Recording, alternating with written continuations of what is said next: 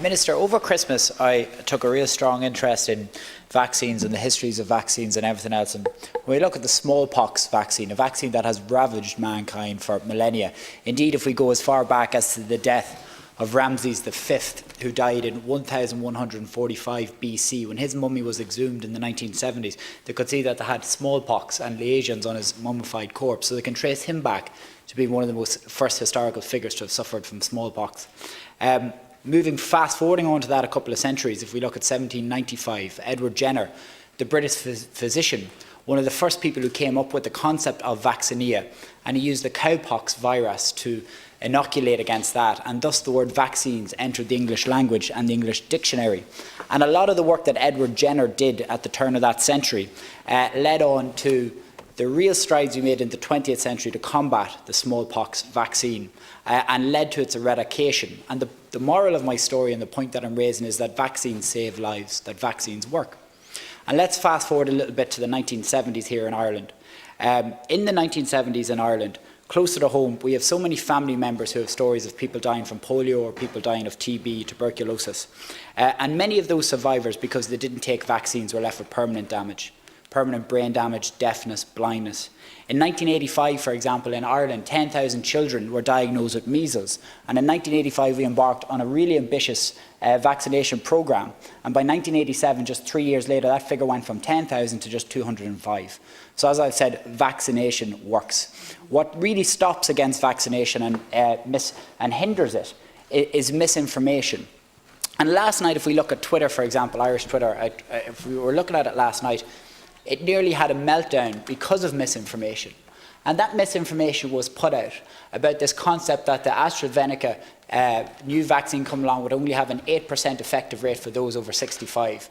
The only place in that whole report that 8% was mentioned is that 8% of people were studied between the ages of 56 and 69. That's the only place where 8% came from. And there is such a responsibility on you, Minister, members of the government and members of all of this House to make sure that the information we are putting out there to the public is correct. But the same counts for the media as well.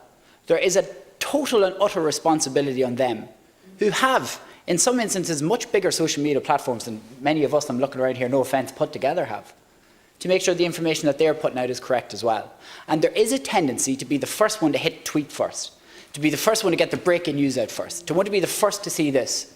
And as Mark Twain says, you know, a lie gets around the world 7 times before the truth even has the chance to lace up its boots.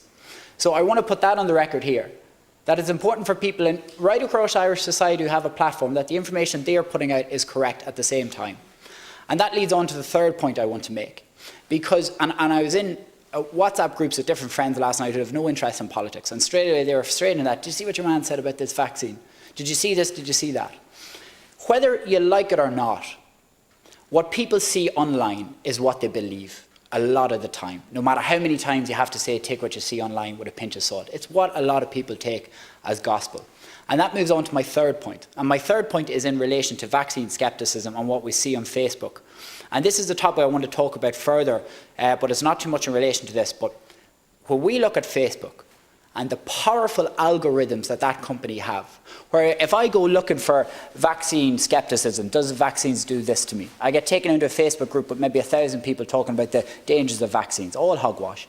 And then it takes me down a rabbit hole. Because I'm searching that, Facebook and its algorithms will put something else about vaccines in front of me. And then something else, and then something else. And you're going down a rabbit hole of conspiracy theories, a rabbit hole of misinformation, a rabbit hole of total and utter BS, for want of a better word. And we have to hold social media companies to account.